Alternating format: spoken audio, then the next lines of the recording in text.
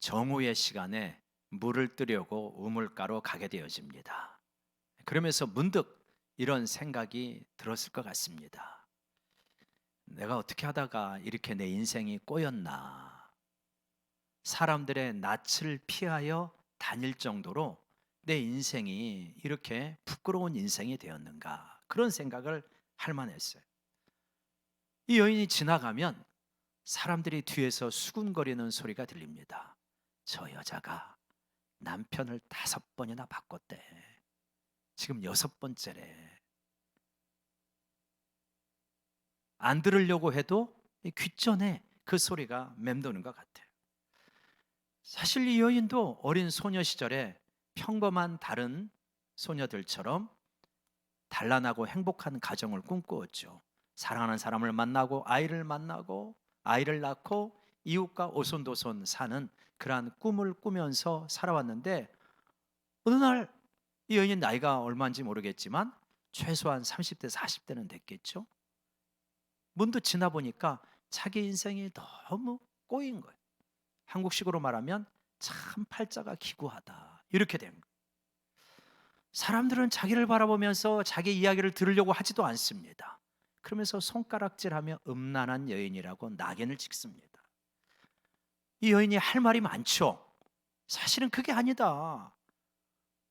이스라엘 사회에서 남자가 여자를 바꾸는 거지 여자가 마음대로 남자를 바꾸는 게 아니다 라고 항변하고 싶은 거예요. 자신은 어떻게 보면 버림을 많이 받은 것이지 자기가 주도적으로 선택권을 가지고 이렇게 바꿨던 것은 아니라고 그렇게 말하고 싶었어요. 그러나 누구 하나 여인의 말을 들어주는 사람이 없는 겁니다.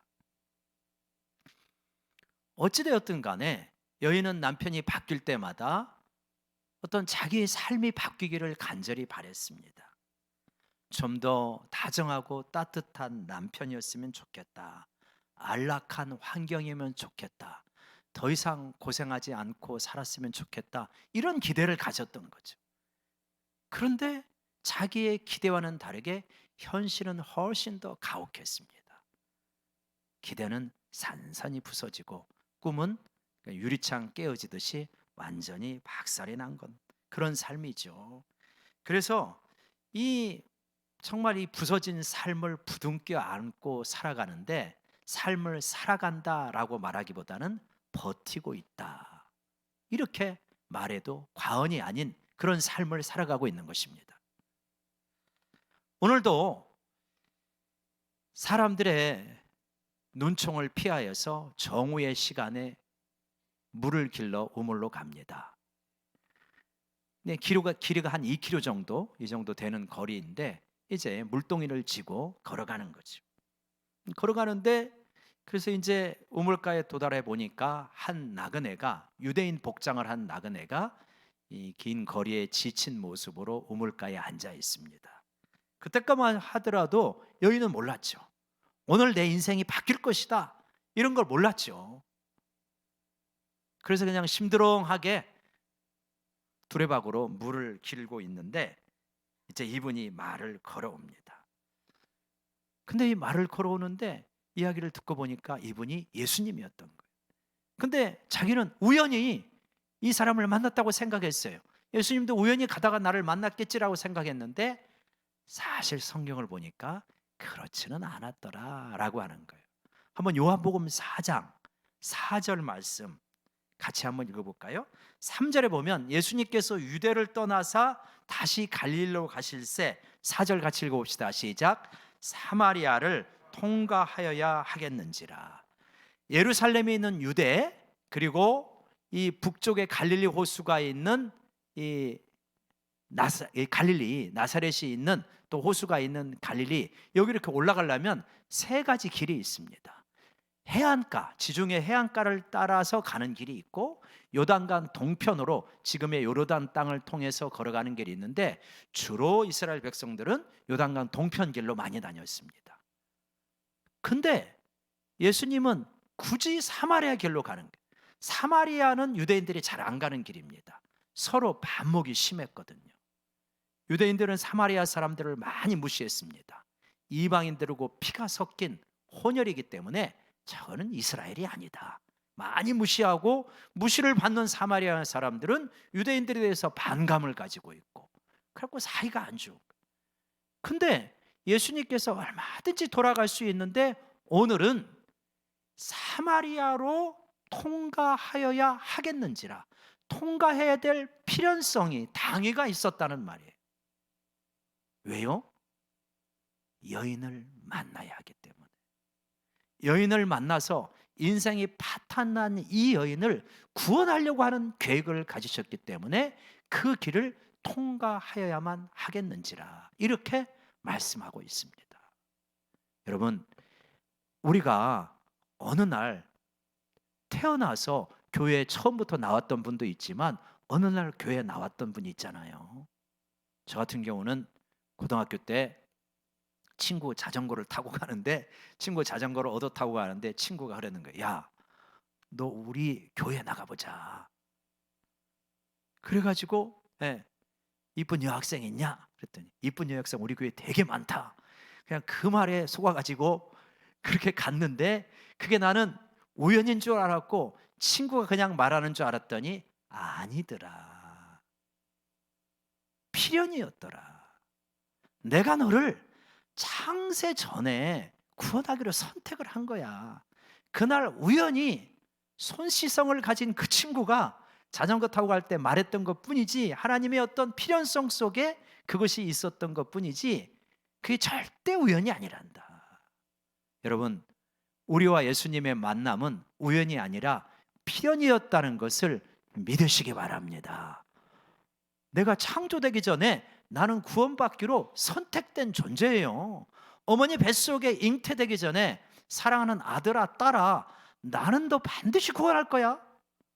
네가 상당히 저항을 하고 이 은혜를 거부하려고 할지 몰라도 너 거부할 수 없는 은혜를 받고 태어난 존재란다. 하나님은 그렇게 말씀하실 것 같아요. 이 말이 그래요. 사마리아를 통과하여야 하겠는지라, 통과해서 이 여인을 만나야 하겠는지라. 예수님께서 나를 만나기 위하여서 나의 삶의 자리에 오셨다는 걸 믿으시기 바랍니다. 그렇고 이제 예수님이 말씀을 거시는 거죠. 나에게 물을 좀 주시오. 근데 여인의 말이 거칠어요. 아니, 나그네 길에, 이 유대 지방이 엄청 더운 곳이잖아요. 물 좀 주시오 하면은 그냥 바가지로 떠가지고 한 대접 주시면 되잖아요. 그런데 당신은 남자가 아니요, 왜 여자한테 말을 것이요? 당신은 유대인 아니요, 늘 무시하는 사마리아인인 나한테 말을 것이요? 아쉬우니까 그렇게 말 거는 거요? 말이 거칩니다. 왜요? 고단한 인생을 살아가고 있거든요. 남에게 친절하려도 마음의 여유가 있어야 되는 거예요. 자기 인생이 지쳐있고 만사가 짜증인데 뭘 그렇게 따뜻하게 대하겠습니까? 그러니 여러분, 누가 여러분에게 거칠게 말하면 상처받고 그러시는 게 아니라, 아, 인생이 고단하구나, 그렇게 이해해 주시기를 바랍니다. 아멘. 우리 옆 사람 한번 바라보겠습니다. 거칠게 말해도 이해하겠습니다. 시작. 거칠게 말해도 이해하겠습니다. 근데 거칠게 말하지 마세요. 근데 예수님은 그 여인의 거친 삶을 알잖아요. 파탄난 삶을 아니까 그것 때문에 마음이 다치실 분이 아니죠. 그러면서 말하는 거예요. 만약에 당신이 하나님이 얼마나 좋으신 분이고 선물 주기를 기뻐하시는 분이고 내가 당신에게 줄 물이 어떤 것인 줄 알았더라면 오히려 당신이 나에게 요청했을 것이고 내가 그 물을 줬을 것입니다. 그러니까 뭐 야곱의 우물이 어떻고 막 이야기를 하다가 예수님께서 이제 또 이야기합니다. 이 물을 마시는 자는 다시 목마를 수밖에 없지만 내가 주는 물을 마시는 자는 영원히 목마르지 않을 것이요, 그 배에서 솟아나는 샘물이 될 것입니다. 그랬더니 샘물이라는 단어가 이 여인의 귀에 확 꽂힌 거예요. 왜 그러냐면 샘물은 이스라엘 지방에 사는 사람들한테 엄청난 겁니다. 어떤 분이 이렇게 비유를 하더라고요. 약수터에 갔어요. 약수터에 가가지고 이제 물을 이렇게 숙여가지고 물을 이렇게 떠야 되는데 어떤 할아버지가 와가지고 젊은이 나에게 물 한 잔 주시오. 그랬더니 예 그런데 뭐 이렇게 좀 아우 할아버지 이거 나도 허리 디스크도 있어갖고 나도 겨우 물을 떠먹었는데 예?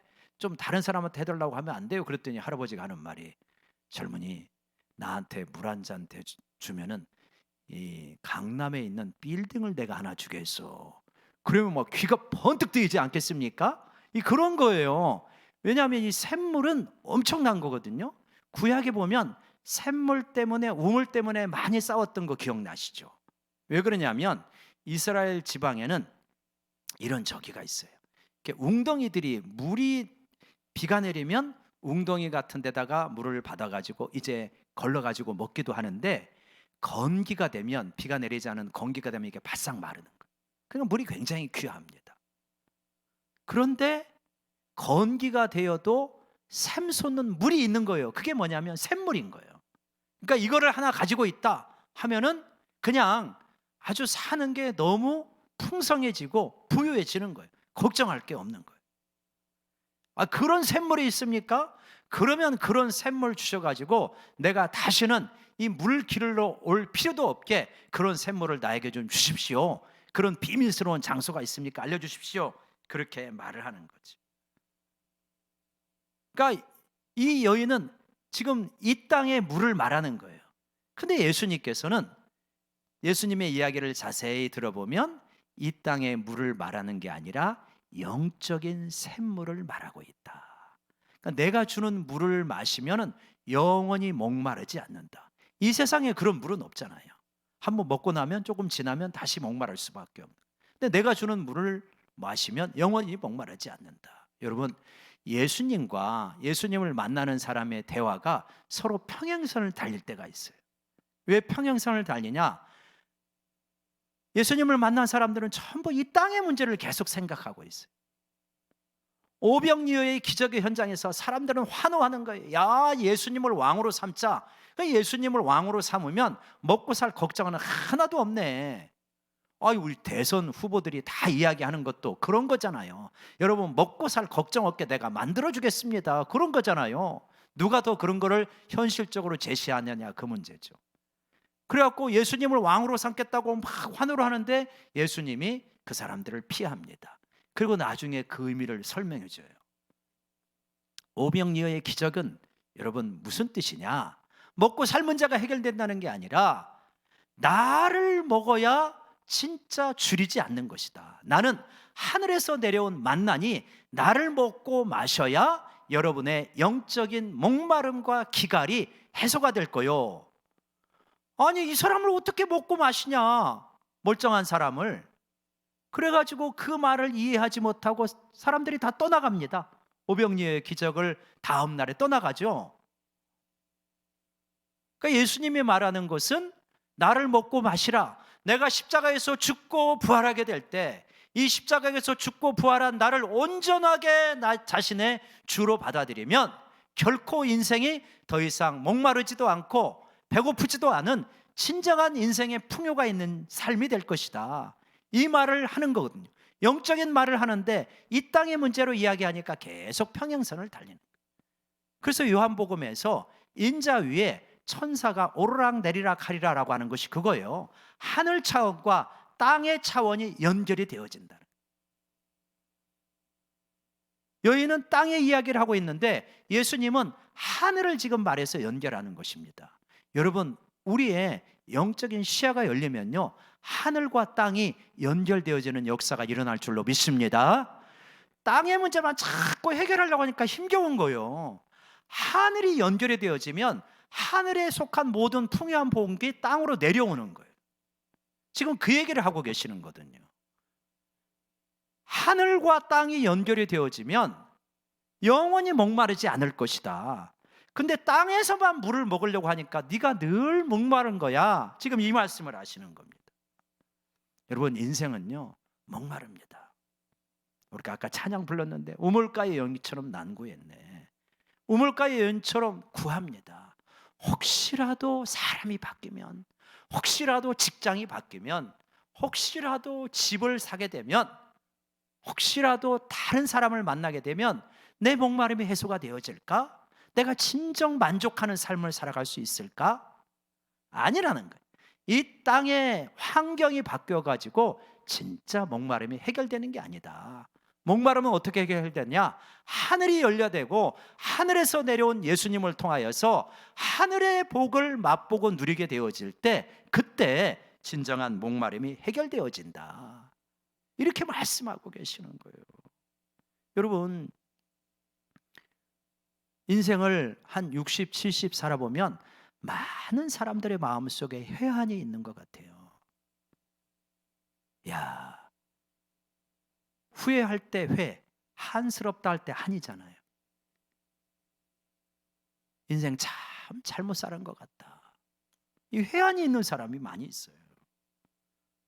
그렇지 않다라 할지라도 젊은 사람들도 얼마나 불만이 많은지 몰라요.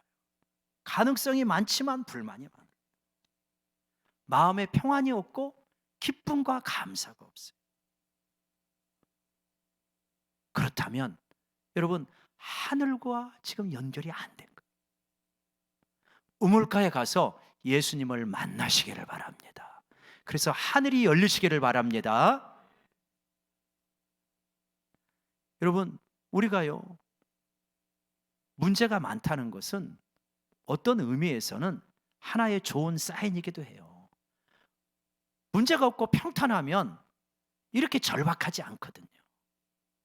몸이 아파서 너무 힘겹다든지, 경제적으로 너무 어렵다든지, 도대체 이 땅에서는 집을 살 희망이 없다든지, 행복하게 살 자신이 없다든지, 문제가 많은 거 꼭 나쁜 것만은 아니에요.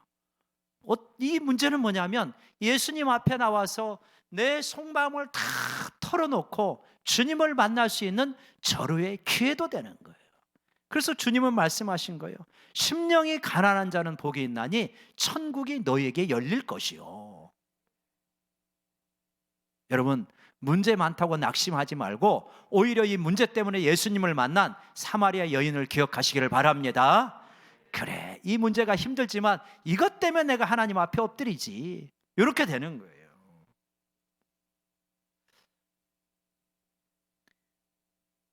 예수님이 이 솟아나도록 샘물을 주겠다 이렇게 하니까, 그러면 이 물을 주셔서 이 다시는 물을 길러 오지 않도록 해주십시오 그랬더니 예수님이 뜻밖의 말씀을 하십니다. 우리 한번 볼까요? 16절 같이 읽어볼까요? 시작. 이르시되,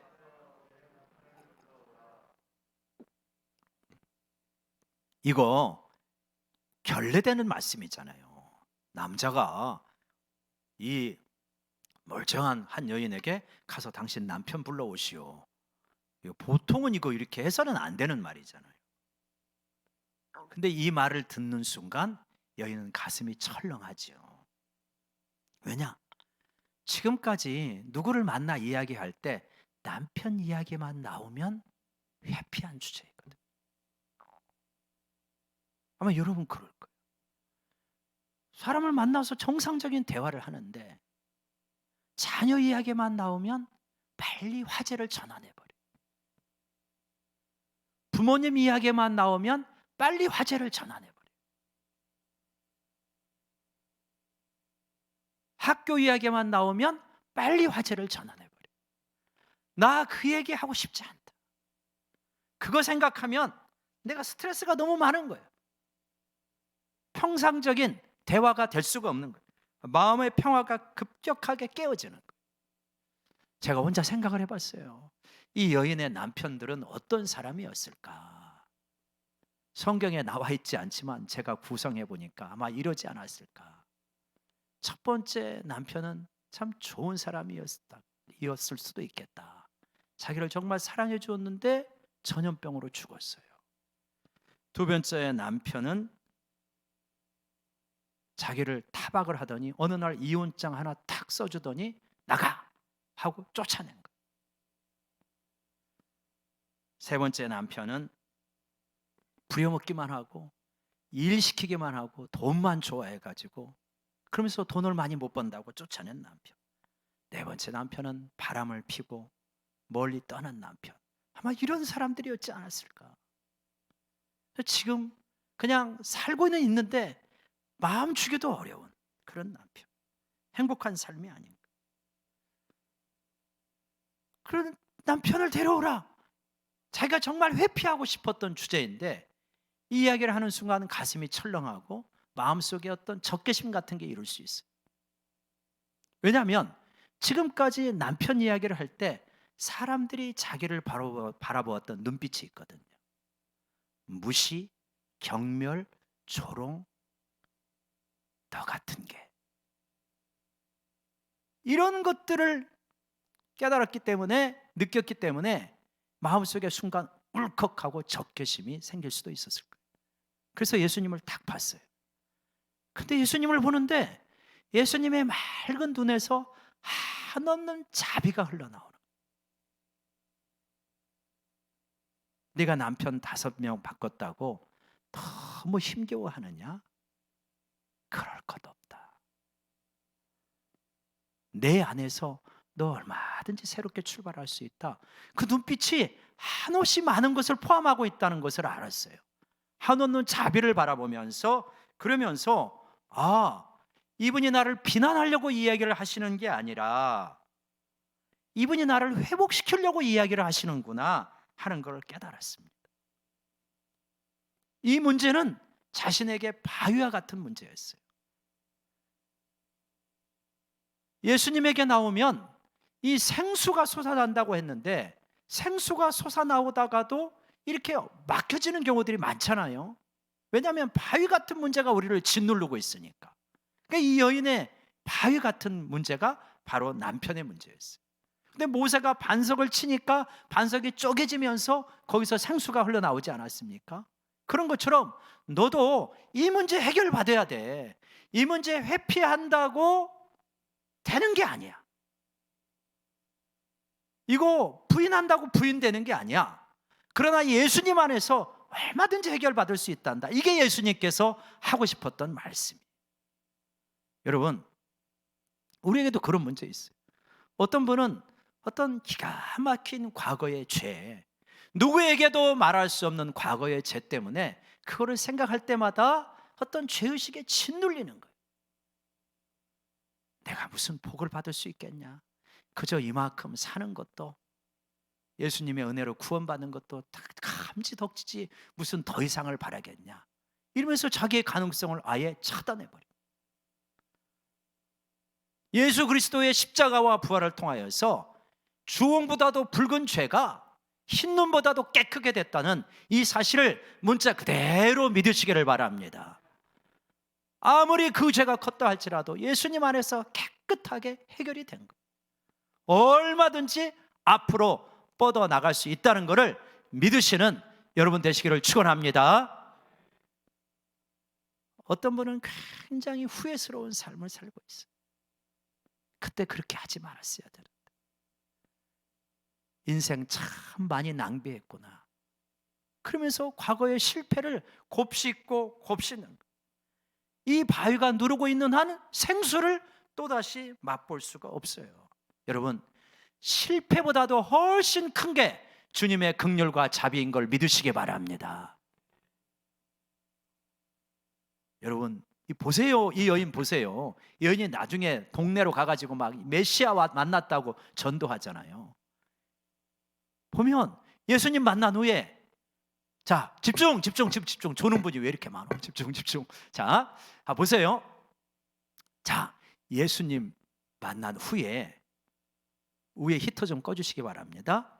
자, 예수님 만난 후에 이 남편이 5명 있었다는 이 사실이 사라졌어요? 그대로 있어요? 그대로 있어요. 이거 한번 과거에 잘못하고 잘못 선택한 거는 아무리 예수님 만나도 안 바뀝니다. 그건 그냥 그대로 있어요. 그냥 그대로 있는데 옛날에는 이것 때문에 그냥 숨기고 살았어. 누구하고 만나면은 떳떳하게 이야기를 못했어요. 근데 예수님을 만나고 보니까, 그래, 나 남편 5번이나 바뀌었어. 지금 6번째야. 내 팔자 기구하다고 사람들 말하는데, 그래, 인정해. 근데 별로 문제가 아니다. 부끄럽지만 자랑할 건 아니지만 그렇다고 그렇게 숨기고 살 일도 아니란다. 왜냐? 예수님이 나를 받아주셨거든. 내가 하나님의 자녀라고 하는 확신을 주셨거든. 과거가 기구하지만 얼마든지 새롭게 출발할 수 있다고 예수님이 말씀해 주셨거든. 그래서 바위처럼 자기를 눈누르던 이 남편 문제가 여러분 이 여인 안에서 해결됐다는 걸 믿으시기 바랍니다. 예수 믿으면 이렇게 바뀌어요. 그러니까 나는 옛날에 실패했기 때문에, 큰 죄를 지었기 때문에, 뭘 못했기 때문에 이게 문제가 아니라 예수 안에 제대로 자리를 잡고 있느냐 아니냐, 여러분 이것만 신경 쓰시기를 바랍니다. 성령만 충만하면요, 과거 안 바뀌어도요, 이거를 해석하는 눈이 바뀌고요, 내 마음속에 기쁨과 평화가 넘쳐나는 거예요. 생수가 나오는 거예요. 여러분, 과거에 별로 흠잡을 게 없는데 권태롭고 공허하게 살아가는 사람 많습니다. 과거에 흠잡을 게 많아도요, 마음속에 기쁨과 평화가 넘치는 거 어떡하라는 말이에요. 성령이 주시는 걸 어떻게 저항을 할 거예요? 할렐루야. 그게 너무나 감사한 겁니다. 이 남자 화장실에 이렇게 거기서 때로는 역사가 많이 일어납니다. 오늘도 참 이렇게 예배 오기 직전에 화장실을 들렀다 오는데 우리 한 초등학교 학생이 거기서 이제 소변기에 소변을 보는데 어른하고 다르게 보더만요. 엉덩이를 다 밑에까지 내리고 그래서 이렇게 보여서 언뜻 보니까 엉덩이가 너무 사랑스러운 거야. 그래서 참 귀엽다. 저 마음에 은혜가 있겠구나. 그냥 꼭꼭 숨긴 마음에 은혜가 있는 게 아니라 그냥 주님 앞에 편하게 벗는 마음. 그걸 보면서 처칠이 생각이 나더라고요. 영국의 수상 처칠이 이제 국회의사당 화장실에서 이 자기를 반대하는 당 사람하고 같이 화장실에 있는, 자기가 들어가 보니까 그 반대당 사람이 이제 소변기에 있는 거예요. 그러니까 멀리 떨어진 거예요. 그러니까 이 반대당 사람이 조롱하는 거예요. 그렇게 내가 실수, 그렇게 멀리 떨어져서 그렇게 일을 보기에. 그러니까 처칠이 한마디 합니다. 당신네 사람들은 좋은 것만 보면 국유화하려고 하지 않소. 뭔 말인지 아시겠습니까? 그러니까 자기께 너무 좋으니까 혹시 이거라도 국유화하려고 그럴까 봐 멀리 떨어졌다고 그런 이야기를 하더라고요. 정말 그 아이의 숨기지 않고 자신을 그냥 털어내는 그 어떤 무장해제된 그 마음 속에 은혜가 깃드는 것이다. 여러분, 꼭꼭 숨지 마세요.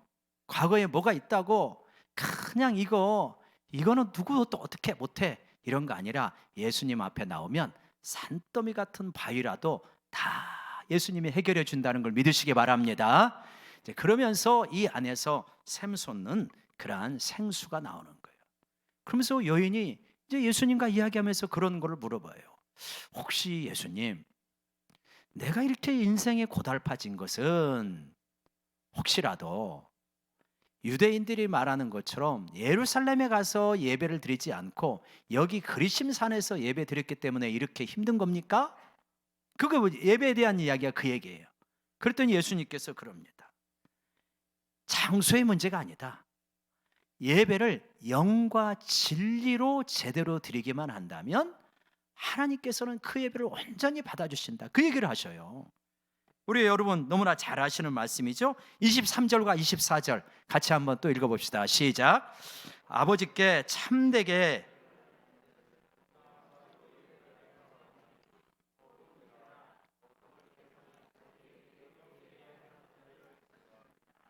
하나님은 영이시니 예배하는 자가 영과 진리로 예배할지니라. 여러분 참 놀라운 거는요, 우리가 하나님을 굉장히 찾잖아요. 하나님 만나주세요. 하나님 좀 만나주세요. 하나님만 만나면 저는 소원이 없겠어요. 은혜 주세요. 그러면서 우리가 굉장히 하나님을 찾잖아요. 하나님 만나기를 얼마나 사모합니까? 근데 여기 보니까 거꾸로 돼 있어요. 하나님이 우리를 굉장히 찾으신다는 거예요. 나는 너를 정말 만나고 싶단다. 영과 진리로 예배하는 자를 내가 그렇게 찾고 있어. 그래서 영과 진리로 예배하면 그 영 속에 성령님께서 임재하셔서 그 영을 회복시키시고 그 영을 강건케 하시고 그 영을 충만케 하시는 줄로 믿습니다. 예배가 이렇게 중요한 거요. 하나님이 나를 찾는 그 찾음 속에 내가 발견이 되어지는 거예요. 내 인생이 너무 어려워서 그러나 예배를 피하지 아니하고 도피하지 아니하고 하나님, 나 예수님에게 은혜 받지 않으면, 하나님을 만나지 않으면 나는 소망이 없습니다. 그러면서 가나다란 믿음을 가지고 사모하며 예배를 드릴 때, 사랑하는 아들아 딸아, 내가 너를 발견했구나. 너 힘들지만 너 이겨내라. 그러면서 예배를 드리는 가운데, 예배 드리기 전엔 그렇게 힘들었는데 예배를 드리면서 내 심령이 회복되는 거 느껴요? 안 느껴요? 느끼시면 아멘. 그런 경우 여러 번이잖아요. 지난날 나의 삶 속에 하나님이 주신 은혜가 너무 커서 찬양을 하며 기뻐합니다. 손을 들고 찬양을 하게 될 때 어떻게 돼요? 내 마음속에 기쁨이 배가가 되는 걸 느끼는 거예요. 여러분, 그러하니 여러분 정말로 어떤 것보다 예배에 여러분의 우선권을 두시고 예배를 소중히 여기시는 여러분 되시기를 바랍니다. 왜냐하면 하나님 지금 찾고 계신다니까. 정말 네가 참 예배 드리는 예배자가 되라. 내가 너를 만나고 싶구나. 그러면서 영적인 터치를 하시는 거예요. 영적인 교제가 이루어지는 거예요. 여러분, 우리가요, 우리의 의식적인 차원, 이거 혼인의 차원이라 그랬잖아요. 이 의식적인 차원으로 여러 가지를 결정하는 것 같지만, 현대 이 의학과 정신과학이 발달하면서 사람이 의식으로 움직이는 게 아니라, 의식은 이 빙하와 같이 바다 위에 조금 떠 있는 거고, 실제로는 훨씬 더 큰 덩어리 무의식이 우리를 움직이는 거다. 그거 이제 현대 심리학 정신과학에서 우리에게 밝혀준 거거든요. 그 무의식의 역사가 어디서 일어나는 거냐? 영의 역사에서 일어나. 영의 역사에서. 성령이 우리의 깊은 무의식의 세계를 어루만지시는 거예요. 이상하게 외로워요. 다른 사람이 말할 때 너는 뭘 그렇게 외로울 리가 뭐가 있냐? 가족들도 너 사랑하고 그러는데 이 깊은 외로움이 있는 거예요. 근데 주님 앞에 나아가서 내 마음을 깊이 내어놓고 주님 앞에, 주님, 슬퍼할 일이 없는데 이상하게 슬퍼지고, 외로워야 될 이유가 없는데 이렇게 외로워지고, 인생이 이렇게 공허해요, 주님. 그러면서 주님 앞에 깊이 기도하는데, 예배를 드리는데 주님께서 우리의 속사람을 깊이 어루만지는 거예요. 그러면서 사랑하는 딸아, 내가 너를 얼마나 사랑하는지 아느냐. 네가 어린 시절에 엄마로부터 적절한 사랑을 못 받았는지 못 받았겠지만, 그러나 나는 너를 너무너무 사랑한다. 너를 위하여 십자가에 죽을 정도로 너를 사랑해. 너는 많은 사람들에게 거절을 받았고 두려워 살겠지만 나는 너를 거절한 적이 없단다. 그러면서 주님의 사랑이 우리를 다 이렇게 끌어안아 주실 때, 이 어떤 우리의 목마름과 외로움과 쓸쓸함이 눈 녹듯이 싹 사라지면서 이상하게 마음속에 의욕이 생기고요, 기쁨이 솟아오르고요, 평화가 흘러넘치고요. 그래서 기도의 세계가, 예배드리는 세계가 이렇게 좋은 거구나, 여러분 이렇게 깨닫게 되는 역사가 있을 줄 믿습니다. 이 역사가 일어나는 거예요. 영으로 예배드리는 겁니다. 영으로. 영의 터치가 이루어지는 거예요. 영의 터치가. 성령이 우리 영을 만져주시는 거예요. 그 영의 터치가 일어나면 혼이 맑아집니다. 정신 집중도 잘 되고요. 그래서요, 예수를 잘 믿으면 공부를 대부분 예전보다는 잘하게 되어 있어요. 혼이 맑아지니까. 영적으로 건강해지면요, 정서가 요동치지 않습니다. 정서가 상당히 예전보다는 안정이 되어져요. 하나님 앞에 나아가서 공적인 예배가 너무너무 소중하지만 개인적인 깊은 기도도 소중합니다. 주님 앞에 깊이 기도하면요, 그러면 많은 것을 알게 해주셔요. 그래서 일단 내면이 바뀝니다. 내면이 바뀌면서 훨씬 안정감이 있고 평화가 있고 기쁨이 흘러요. 좀 요동치지 않아요. 그리고 이렇게 하다 보면 나 자신이 누구인지 잘 알게 해주셔요. 그리고 저는 가끔 그런 생각을 해요. 예수 믿는데 자랑을 많이 한다. 그러면 제 속으로 생각할 때 저분은 기도의 세계를 잘 모르는가 보다. 주님 앞에 나가서 독대를 하는데 어떻게 저렇게 자기 자랑을 많이 할까? 주님 앞에 나가면 내가 얼마나 이기적이고 자기중심적이고 악한지가 선명하게 드러나는데, 그래서 내가 이 땅을 살아가는 것, 지금 잘된 것은 전적으로 하나님의 은혜이구나 라고 고백할 수밖에 없는데 어떻게 저렇게 자랑을 많이 하면서 자기를 높이려고 할까? 주님과의 깊은 독대가 없는 거 아니야? 이러한 의구심을 가질 때가 있어요. 여러분, 영적인 교제, 이게 의무가 아니라 여러분 특권인 걸 믿으시기 바랍니다. 성령님과 교제를 하는데 얼마나 이게 특권이에요.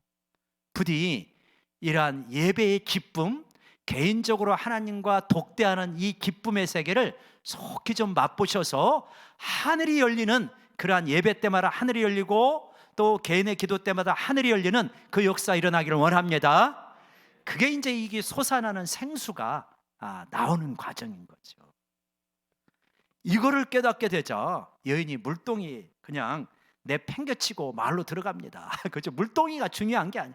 예수님 만나면 버려두는 역사가 일어나요. 물동이 버려두고 금을 버려두고 심지어는 배 버려두고 세관 버려두고 아버지까지 버려두고 예수님 따라가잖아요.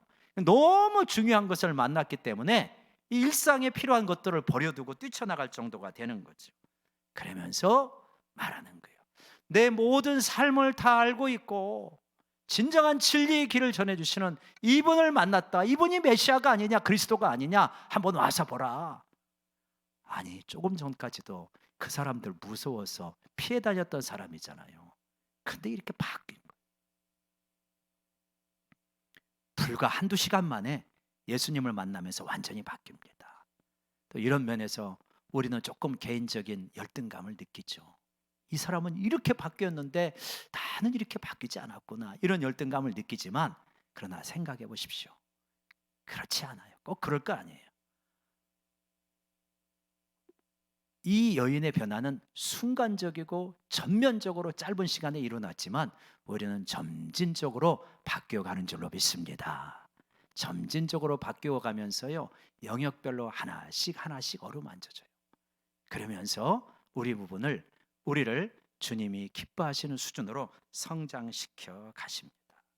여러분, 우리 인생은 누구나 다 목말라요. 성공해도 목마르고요, 좋은 대학 들어가도 목마르고, 좋은 회사 들어가도 목마르고, 부자가 돼도 목말라요. 여러분, 다 목마른 게 인생이에요. 이거 얻어지면은 내가 진짜 행복하겠지? 그거 없습니다. 이 세상 것으로는 우리가 그렇게 채워지지 않아요. 어떻게 채워지냐? 예수님을 깊이 만나고 예수님이 주시는 성령이 내 안에서 정말 생수로 흘러나오게 되어지면서 성령이 충만해지면, 내가 이 목적 때문에 창조되었구나 라고 하는 것을 직관적으로 깨닫게 되어집니다. 하나님의 영광을 위해 살아가는 게 옛날에는 공허했거든요. 근데 그게 무슨 말인지 알아요. 왜 그러냐? 하나님이 너무 좋으신 분이니까 이분을 자랑하지 않고 어떻게 다른 걸 자랑하겠느냐, 이 마음이 드는 거예요. 부디 여러분 내면 속에 이 생수가 솟구칠 수 있도록 우물가에 가서 예수님 깊이 만나시고 예배 때마다 여러분의 우선권을 두고 예수님 만나는 우리 모두가 되기를 주의 이름으로 축원합니다. 축원합니다. 반주 잠깐 해주시고요. 주님, 저도 목마른 인생입니다. 목마름, 이 세상에 무엇이 바뀌면 해결되는 게 아니라 예수님 만나고 성령님에 대한해서 충만하게 임하시면 해결되는 줄로 믿습니다. 그 역사 일어나게 해주옵소서. 주님, 나의 남편은 무엇입니까? 나를 짓누르고 있는 이 무거운 바위덩어리 무엇입니까? 예수님 앞에 내어놓으니 깨끗하게 해결하고 정말 속에서 생수가 흘러나오게 하여 주옵소서. 주님, 예배 때마다 영적인 교통이 있어서 내 영이 회복되기를 원합니다. 영이 강건해지기를 원합니다. 영적인 교통이 있기를 원합니다. 개인의 독대의 시간을 통하여서 이 성령이 주시는 놀라운 평화와 안정감과 기쁨을 주님 더 많이 누리게 하여 주옵소서. 우리 말씀 적용하며 우리 같이 잠시 기도하겠습니다.